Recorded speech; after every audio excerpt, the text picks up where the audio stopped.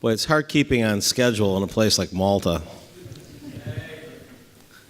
We bring this out ourselves. We hold our events in places like Barcelona, Malta, Las Vegas, San Juan, Puerto Rico.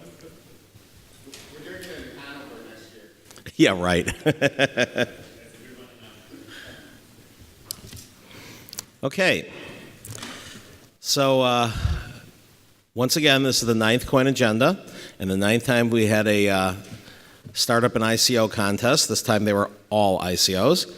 And the judges, I said I was going to do between 3 and 5, depending on whether there were those beyond 3 that there was general agreement belonged on the list, and there was. It actually came out pretty elegantly that the top 3 were on everyone's list as being top 3. And number 4 and number 5 were top 3 on at least one of the judges' lists. And so we had sort of a golf score where number 1 counted as 1 and number 5 counted as 5, and the lowest score won. So I will announce these in reverse order. The prizes again, for all the top 5, they get a free full conference pass, value of $3,000 or euros, to any CoinAgenda conference of your choice in the next year, plus a full conference pass to any of Niels Weenstra's conferences in the next year. I think those are usually between $750 and $1,500. The top 3 additionally get free passes to any of the D10Es, which I think are about 2,500. And the winner has their free conference pass upgraded to a booth that also includes 2 full conference passes. So that's about I think $6,000 or $7,000 a euro package. So without further ado, we'll take pictures of everyone who's still here at once, but you can at least stand up and you can come up, I'll shake your hand or whatever, one-on-one, then we can get pictures at the end. And Stuart and Anam, you want to come up here as well? Great thanks to Stuart and Anam for pulling off a great 3 days. This has been the second conference we've done with Anam, and I think my wife said they were the 2 smoothest conferences we've ever done. It's the 3rd one I've done with Stuart. Okay, number 5. Number 5. The number 5 winner, Sports Fix. Carl? So this is 2 top 5 victors in a row, including number 1 in Asia. Perhaps they don't understand here as much about Indonesian badminton, but great performance. Stay here. Number 4 is not here because I know he's on a plane. Storecoin.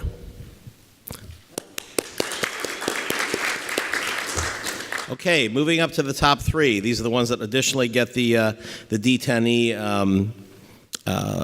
free conference passes. Number 3, Moneta Pro. Steve, you get to pad your most decorated honors in crypto. Yeah.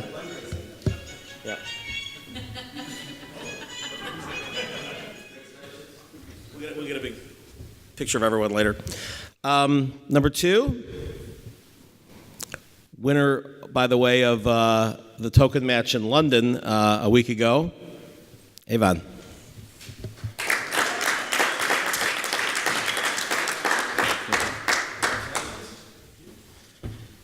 And number 1, this was a unanimous choice. First time presenting at a CoinAgenda. Congratulations, Butterfly.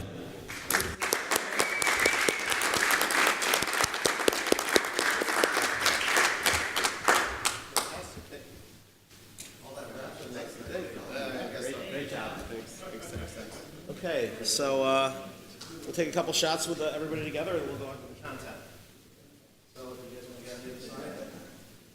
Start right here.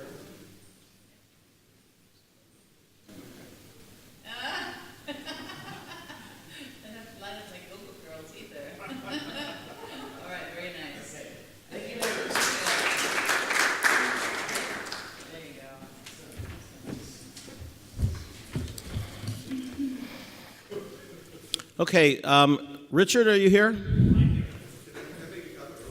Yes. Because I get in a fight with Silicon Valley because they think they're so much better. I keep naming all the companies out of LA. Top three winners were all LA. Well, actually, Avon is out of Singapore, but you're right. Rex is originally or has a home in LA,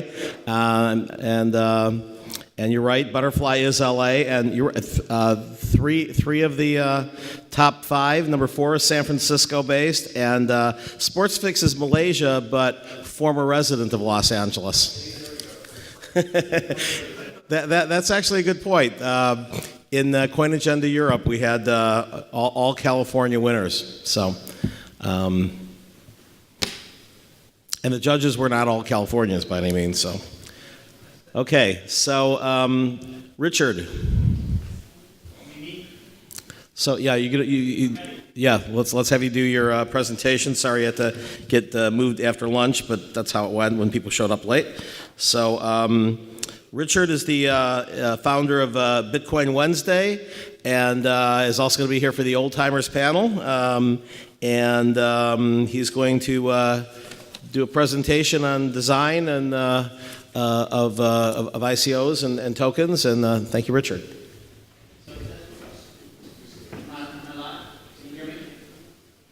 Thank you very, very much, Michael, and actually the entire CoinAgenda team. For putting on this very special event. It's the second CoinAgenda I've been to, actually. The first one in Europe, in Barcelona, was also, really very, very pleasant and enjoyable. So it's really something very special that I think that we all shouldn't take for granted, that we're able to meet and speak to one another under such pleasant circumstances. So, just want to suggest to everyone, that we're really fortunate that Michael put this together for us. I'd just like to, quickly just show a quick video about what we do. Bitcoin Wednesday is a community-driven event in Amsterdam that started 5 years ago. So this is like a 2-minute clip. Could you play it?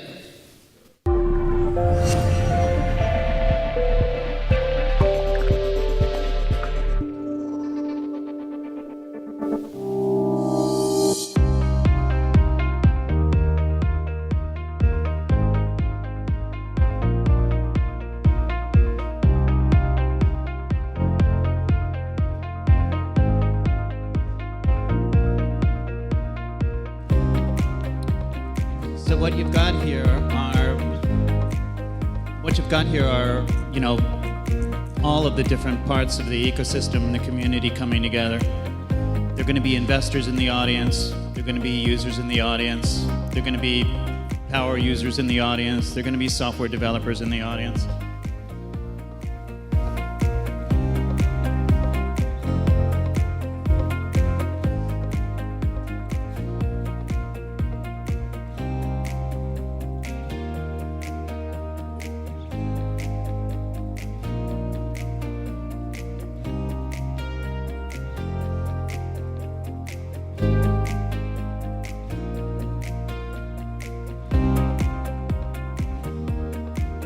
Kind of the vision behind all of this is to tag along to this event. It's absolutely fantastic, and here we are. I just wanted to come out and meet some interesting people. It seems like it's got a very different vibe to the other events that I've been to.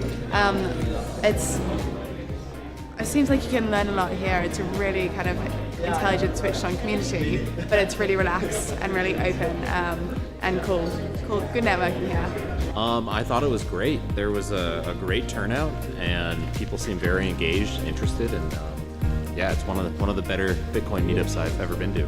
Bitcoin Wednesday is a great event. I mean, you get some great people, you get retail investors, you get institutions right here, you get all the mix of all the crypto community, and all these people are solid guys, very little heavy pitching, etc. So it's the real thing for the real people. So that's it. Basically, the vision behind this is to foster a sense of connectiveness to a greater whole, that we're all part of a much bigger vision.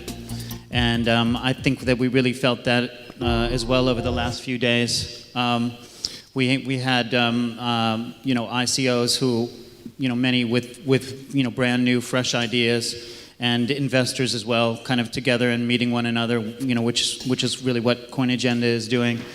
And there's much more beyond that. It's the community of users that we would hope would be bigger and bigger, and it's global already. But maybe we're really just scratching the surface. If we can get back to the presentation, that's the mission. This is the Bitcoin Foundation of the Netherlands. I'm one of the board members of the foundation, and basically that's when we started this 5 years ago. We've held this event every first Wednesday of the month. We haven't missed a single one, so we're up to number 62 already on the 1st of August. That's how to reach me. It's Richard at bitcoinwednesday.com, and you're all welcome to come and visit, maybe even speak. What I want to say is, noticing the ICO market, especially the last year or year and a half, some things that may have escaped our awareness because of the kind of the way it's been presented by media or regulators primarily, is not that 80% of that 6.1 billion are actually for non-financial applications. So if you put the gambling and the payments and the financial services all together, you might get maybe 20%, maybe 25% at most. And that's over 2017, and already in the first half of 2018, we've got another 6 billion that's raised. I'm also mentioning the fork, the Bitcoin Cash fork, which is very notable. One fork was done, and suddenly overnight 5 billion in market cap was generated. So the first 6 months of 2018, we're up to at least 6 billion. But something has changed. There are a couple of very, very large ICOs that are included in that total. And it's a question mark whether or not they deserve or should be, because it's actually been pushed a bit away from what some might consider to have been the original vision. So it's like the Telegram ICO. Was that really an ICO? It seemed like some type of a variation of some type of a equity raise, where it actually went to a small group of people. One of the best reasons, at least in my opinion, to do an ICO, and I think that's the way it was originally intended from the kind of peer-to-peer nature of the technology, is you want to do an ICO to get those tokens into the hands of your users. So if your users are B2B or an enterprise market, it's a good idea to go to them. It might be a very small market. It might lend itself very well to a security, token model. If you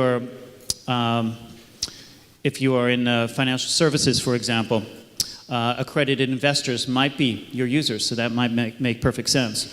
But for anything else, actually, I would consider to say, at least from my own point of view, that this is not anything that will encourage innovation at all. That's a distinction that may not be helpful. Are there any questions on any of this, perhaps? Because what I would like to do, perhaps, is to say some things that are challenging and maybe an alternative point of view. And I'm really open for questions at any time. So, feel free to raise a hand if you have one. These are a few of the ICOs. Big or small actually doesn't really matter. I think what we should be very proud of is that there is a very dynamic and exploding opportunity that's spreading worldwide.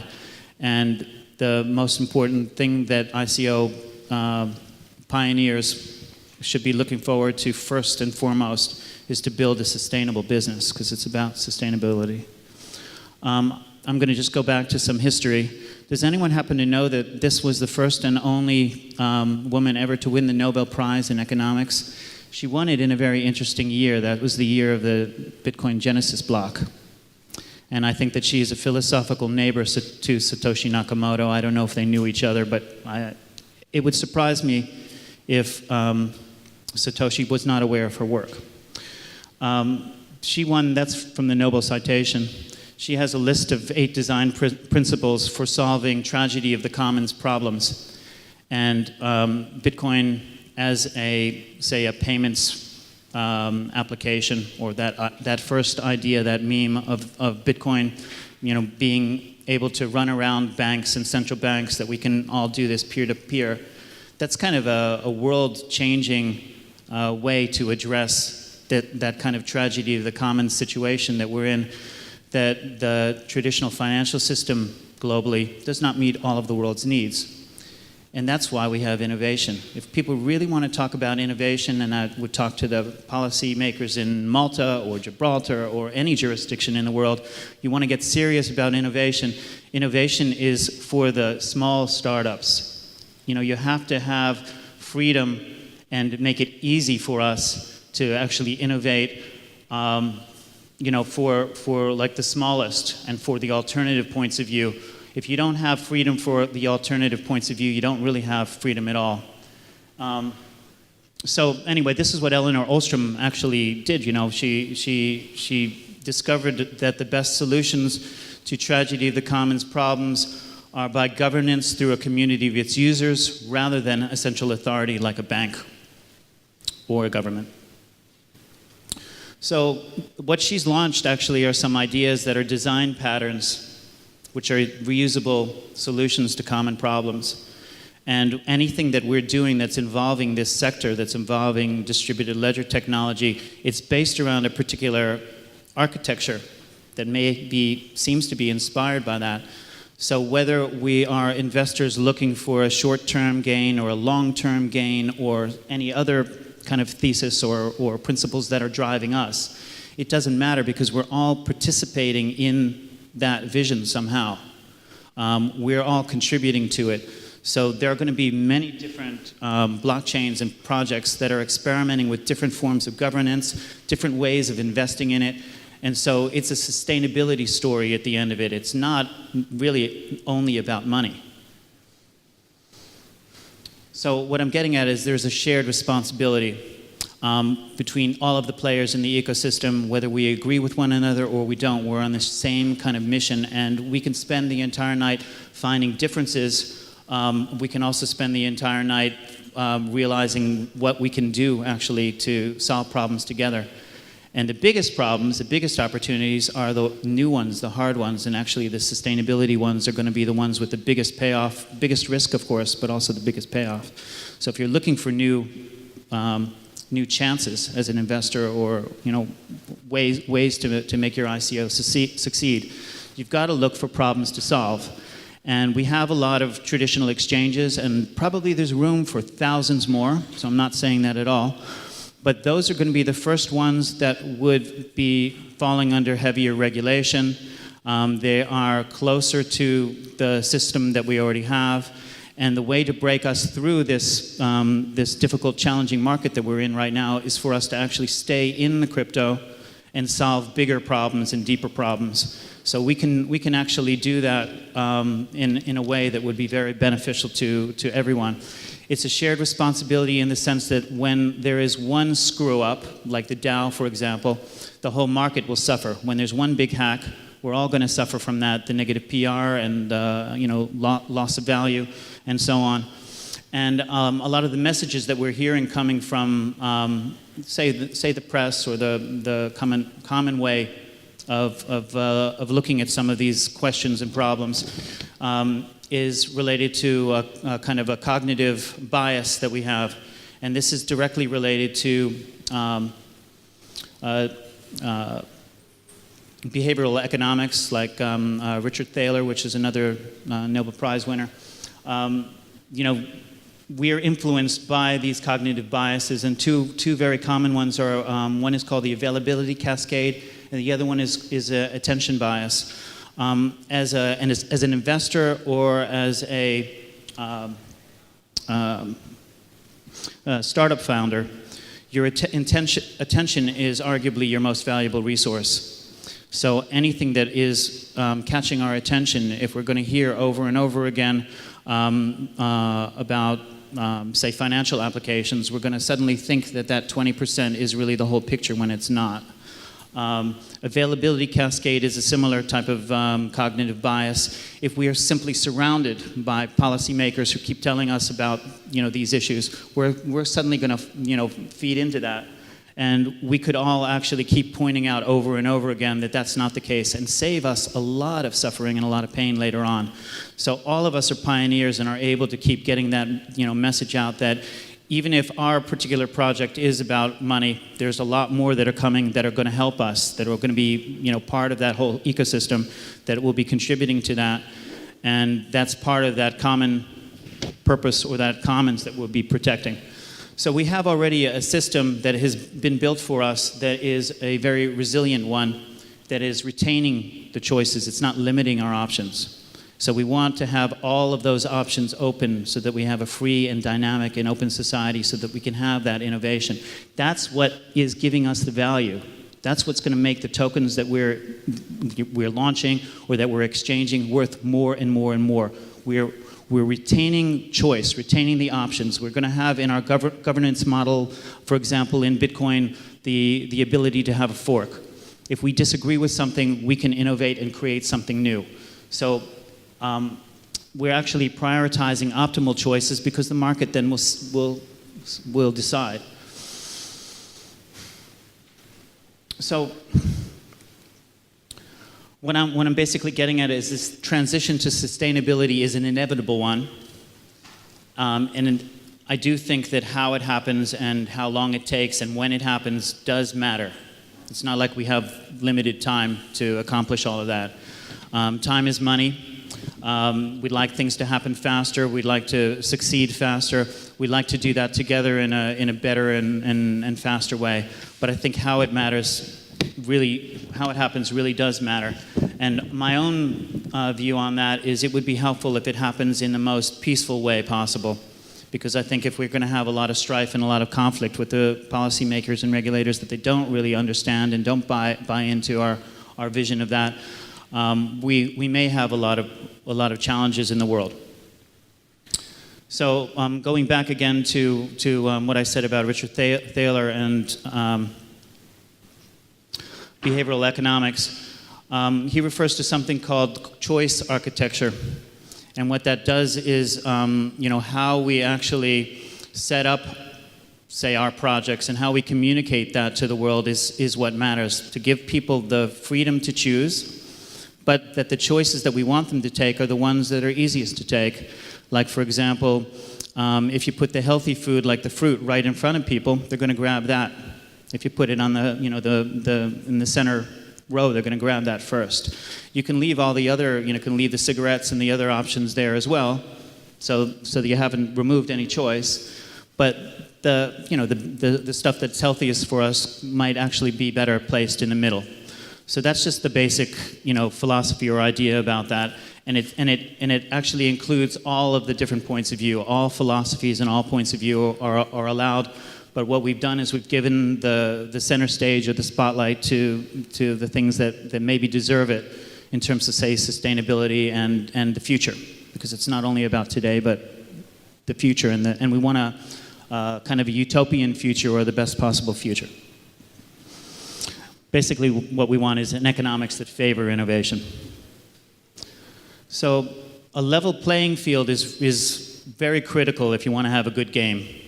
If we're going to tilt the playing field to one side or to the other, we might start to have something that is a little bit lopsided like we have now. And the problem with the policies and the regulations that we have now is that they tend to have a life of their own, become very sticky, and they have unintended consequences. There are two Nobel Prize winners in economics, George Stigler and Joseph Stiglitz, that have studied regulatory capture, which is when an industry actually lobbies the government to put in regulations to benefit only them. And what it often has unintended consequences. There are many examples where that leads to income inequality, and it will be, in this case, I think we're starting to see that it will be reducing innovation. An example of that, we had this guy. This is a lantern-carrying guy. This was a guy that you needed. It was regulated that when automobiles were first invented, they were very scary things. You couldn't have them on the road. So this guy was required by law to stand in front of the car at a distance of about 100 meters with the lantern. So I think we're getting ourselves into that kind of situation if we care about innovation. Any questions?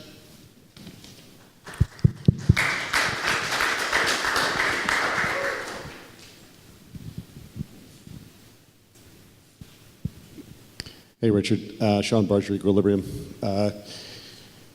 One of the things that we've been doing a lot of research, as you know, just talking to everybody at the conference, and you get a different story about everything from everybody, differing opinions about private investment versus, appealing to the crowdfunding sources as part of your raise. The thing that really has stunned me at the show, and I want to understand your perspective on this, is the listings, the indexes costing $5 million to get a listing up and these kinds of things. What are your thoughts on the direction on the costs associated with these ICOs now, and what that effect is going to have?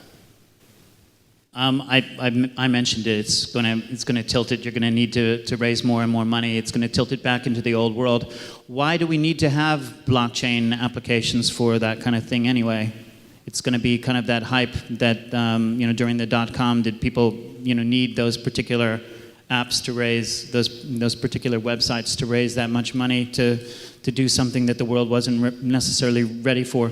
So some of them are going to make it, and some of them, we know how this story is going to end. We see it's a case of history repeating itself, but the stakes are higher. I predict, like those of you who might remember, there was talk about a digital divide in the internet times, those that got it and were in soon enough, and those that weren't. And we're in a situation where that's being created.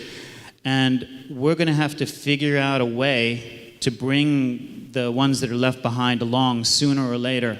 The sooner we bring them along, the better this ecosystem will be. We want to have them in there. We're going to need all those players in that ecosystem. We want to have, the users and the end users. We want people to get their hands on the tokens, who are going to be holding the tokens, not people who are really caring, mostly about a short-term gain. That's part of the volatility that we see, that's basic economics. Did I answer your question a bit? Yeah. Somewhat. Yes. It seems to me that one of the biggest issues we're facing in this industry is that by having those high costs, you're having to raise more than you really should have to raise. Yep. And it becomes a vicious cycle, actually. Yep. And you're looking at, if you want to get in, Binance, or I've heard figures like 5 million to get listed, and I'm looking at this going, wait a second. So is that accepted dogma that you need to be on the exchange in the first place? Vitalik Buterin, who is way smarter than me, has been very critical of exchanges recently for exactly that reason. So do we necessarily need that? You want a sustainable business? Do you want to be traded all over the place?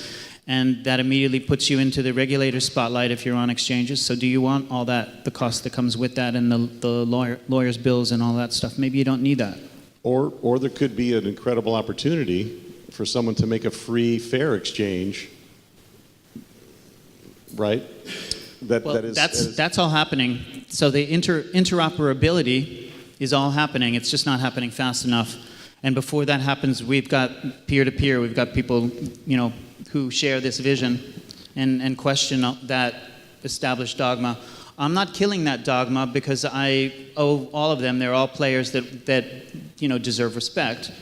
And I'm very, very, happy and honored to be able to stand shoulder to shoulder and talk with them and have them part of the ecosystem.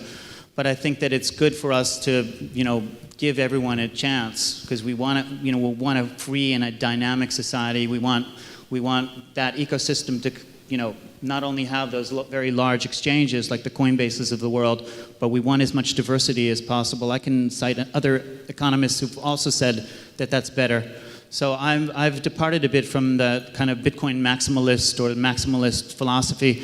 I find that some part of it is very much a proxy war. It's not really the people who are doing all the fighting and the criticizing back and forth are making a lot of noise and not contributing very much. And it's better to contribute by seeing what can we learn from one another, even from the failed projects and the bad projects or the little small ones. I'm very open to that, to see what can I learn from each situation and to give them all the chance. I don't believe that you're a scam because you lost a lot of money. It's incompetence. It's not a scam if you want to make that illegal. It's already very risky, tech startups in general, and I don't think that does anyone have any evidence that the failure rate in this sector is higher or worse than it is in tech? It's not. So hopefully that answered the question. Anyone else? Yep, Yeah. question over here. Roger Aiken from Forbes. I just wondered, as a journalist, I'm just interested in your view, whether you think journalists and PR people have actually aided the dialogue for the industry or hindered it, positive or negative. The question is how have journalists helped or not helped? Yeah. Well, we really need you guys, and we need you guys to do better. I'm so grateful every time it's covered, and I'm the kind of person that has needed to learn over and over again by talking to some of you, in fact, here, just to be grateful, even though, like Trump says, all news is helpful and good. I have trouble when I see that. I like to write a note back, and I've spent too much time when I get journalists calling, too much time kind of correcting errors and stuff like that. So that's an endless conversation. I don't know if I answered that, but there's a lot of work to be done, and it's a fantastic opportunity. If you can be the guy, everyone's going to come to you with their stories. If you can be the guy that gets it right, so please be that. Please help us. We have a lot. We don't have enough, investors. We'll never have enough investors in the sector. We'll never have enough, really amazing technologists, software developers. But people who are really excellent communicators about this subject are really scarce right now. So but thanks for being here and listening to all of this. Hi, I have a question following on Roger's in terms of communications. Are there any particular groups across Reddit, Telegram, et cetera, that you find to be truly valuable and not just full of kind of assumptions and projections that might be false? Is there anyone really valuable out there that you're following?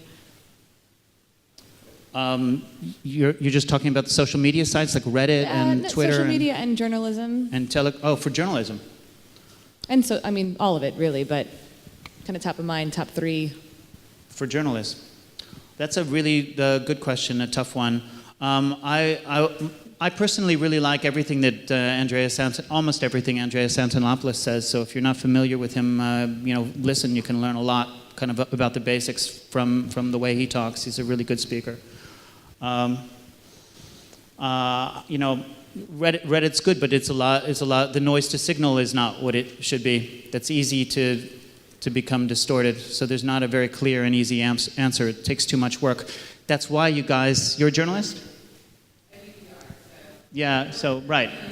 But well, also, that's why the PR people and the journalists are so valuable. So when you guys can do it right and get it right, it's worth gold, actually, because the signal to noise is so bad. Right. Okay. That's refreshing. And that's by design. We have, there's a proxy war going on out there. This sector has a lot of very strong competitors, and the policy and the hoops that are being set up for people to jump through are getting in some jurisdictions like New York, Seattle. I'm from New York. Me too. Yeah, those are designed to harm the industry a great deal.